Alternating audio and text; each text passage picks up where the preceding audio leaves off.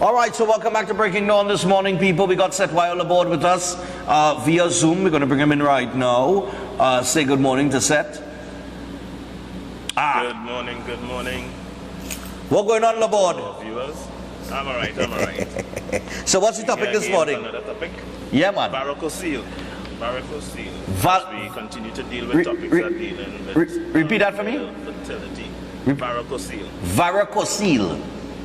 Yeah. All right, go ahead. But I mean, if you even listen to the word, it's close to varicose veins, right? Because it is something similar. So I'll share my screen here. Right. So we'll have a look, and we'll get a little visual. And keep in mind, people, this is like the third week that we've been dealing with issues that are men, related to men. Because not everybody comfortable, a lot of men don't be comfortable. Women comfortable in any zone they go to. But men just have this kind of, I don't know, they just don't be comfortable going to a doctor for certain things. So let's go. Yeah. All right, so varicoceles. As you can see here, this diagram shows where it's taking place here. All right. So varicocele, when you even look at the breakdown of the word, it has to do with dilated blood vessels. Okay. All right. Or ruptured blood vessels, just like varicose veins, is you get that rupturing of the valves inside the veins. Now, keep in mind, a vein is a blood vessel that transport blood back to the heart. Right. So you transport blood back to the heart. Now, this issue tends to affect the left testicle more than the right testicle. And it happens in about 15% of males, right? But between 90 to 98% of it is affecting the left testicle. And that has a lot to do with where the veins enter. So the veins is from the testicles where it enters. So, for example, the right vein enters what we call the inferior vena cava, which is the blood vessel, the main blood vessel that takes blood from the lower extremities of the body back to the heart. But the left testicle, the veins there enter into the renal vein, which attaches to that vein that is attached to the kidney, to the left kidney. Okay. All right? And because of that, it has a higher probability of being affected if something goes wrong. Now, when pressure or resistance builds up in this vein, it can cause a backflow of blood. Now, when a vein, blood travels in one direction. So if you get a backflow, this is where you would get in this area here. The pen mixing up the name right now. But you get this backflow and causes the swelling of these blood vessels here. In the peniform plexus, actually, that's the correct name of the term. Okay. Now, this can look like a bag or a bunch of worms. It can also feel like that, all right? So it can be visible as well. And depending on the extent, it can also cause atrophy of the left testis. So it would be smaller, or significantly smaller than the right, and this can cause fertility issues.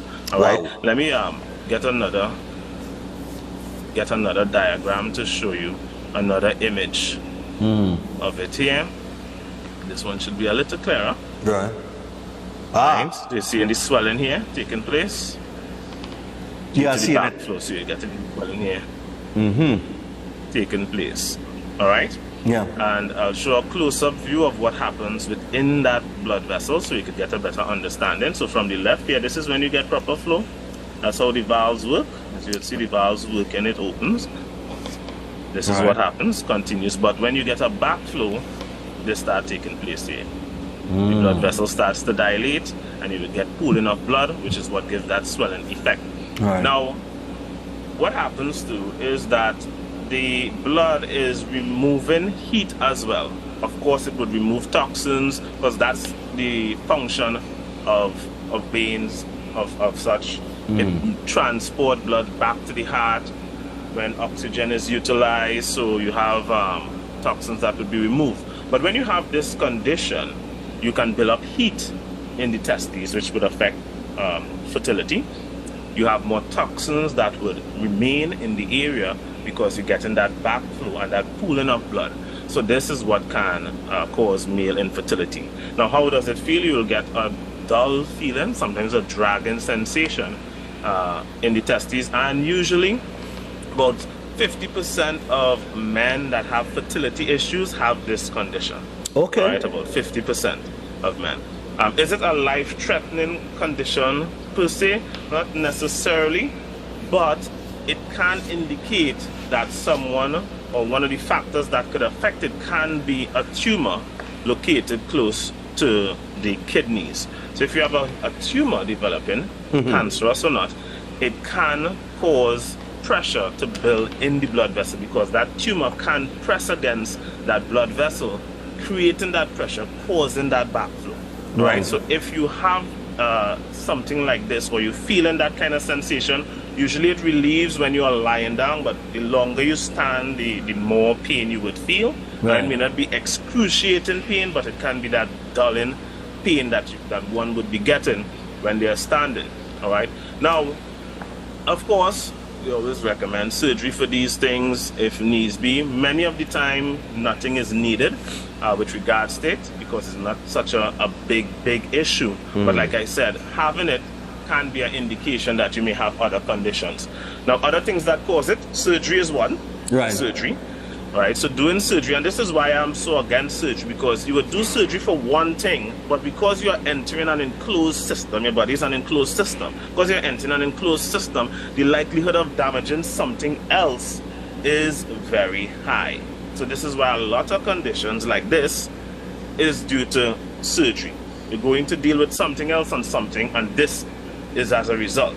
Now, the main issue you might have gone in for, you might have gotten that rectified to an extent, but now you come and develop another issue on the other hand. So I always say it's always good to try to avoid that and be preemptive, right? Because, you know, we have a kind of reactive mindset. Yeah. We wait until something happens instead of us being proactive in trying to avoid things from happening beforehand.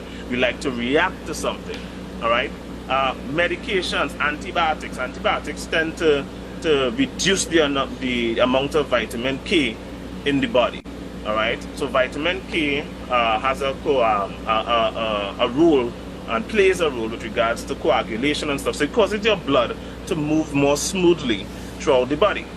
Right. And poor diet, of course, because if antibiotics affect vitamin K, then of course poor diet, eating sources of vitamin K or foods that are low in vitamin K, and eating foods that don't have the right vitamin K in it, can affect one's health as well with regards to how blood flows through their blood vessels. All right. Now, this issue usually stems or starts off during the teenage years.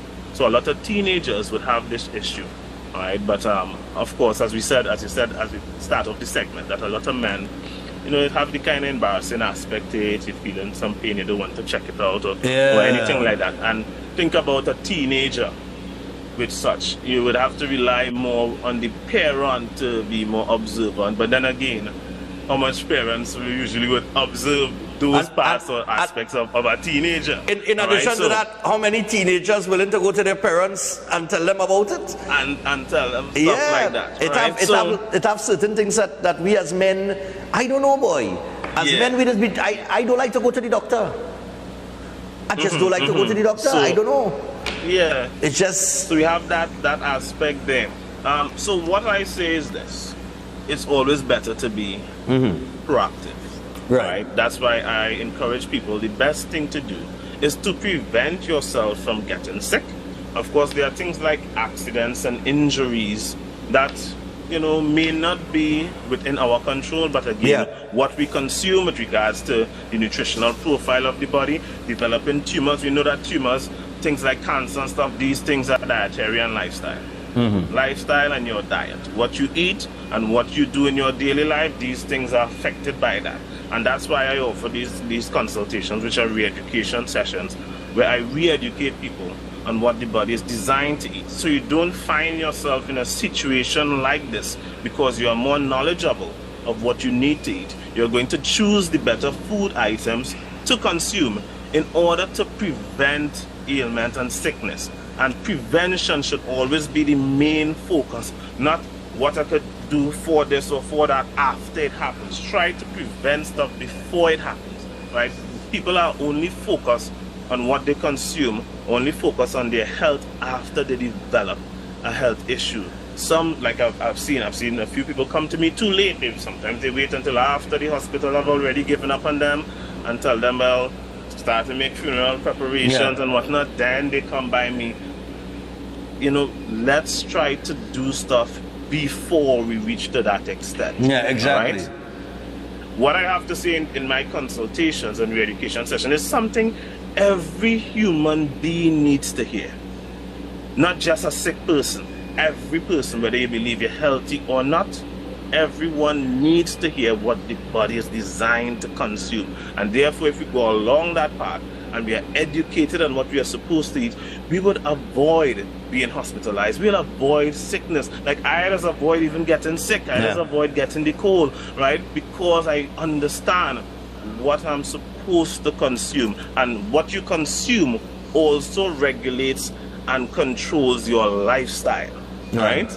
So your lifestyle automatically changes when you eat better, all right? So I hope this was educational and edifying, because I'm pretty sure it's a topic that most people haven't heard about or know about, and it may bring some understanding to why some men are getting certain pains down there that they don't understand and may not know what is causing it.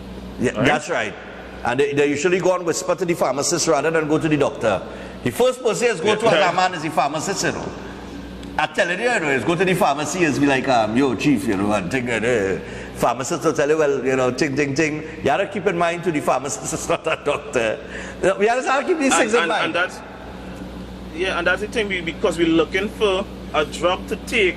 But if you are consuming stuff that are causing a problem, taking a drug is not going to fix that problem because they haven't dealt with the root cause. You're still consuming the root cause. Now you're looking for a plaster for the sore. Right? That's only a plaster. That's not dealing with what caused the sore in the first place. So people, you can give Seth a call. You know, and a lot of these Zoom sessions, you do not have to put on your camera. You know things. So I know you still do things via Zoom as well. You don't have to put on the camera. So if it's an issue here, you don't really want, you know, to be identified. You don't want your face out there or whatever. You could join the sessions that he has, and you just don't put on your camera. All the sessions, because my Zoom sessions are encrypted sessions, so it's our private stuff. Oh, it's private, right? All right. Yeah, so it is private, so it's not like anybody could jump in on the session or anything like that. I know you have group sessions now. Oh no, that was for the fitness stuff during the COVID time period. Oh well, right. Yeah, so everything is private and confidential. Everything is private. Yeah. So you know you can feel comfortable. Most people opt for coming to see me in person now. Most people prefer to see me in person. Only a few would do the online. The online thing. All right, no problem. Yeah. So I tell you what, people. You can give him a call or WhatsApp 761-1952 or 279-3935, and you can get more information from Seth directly. Okay? So Seth, thanks a lot, man. Until next week. Thanks for having me. Yeah, sure. Next week. No problem. Yep. So that's Seth Wyola about on the inside there. We've got to wrap things up for today. Want to thank him for joining us as usual.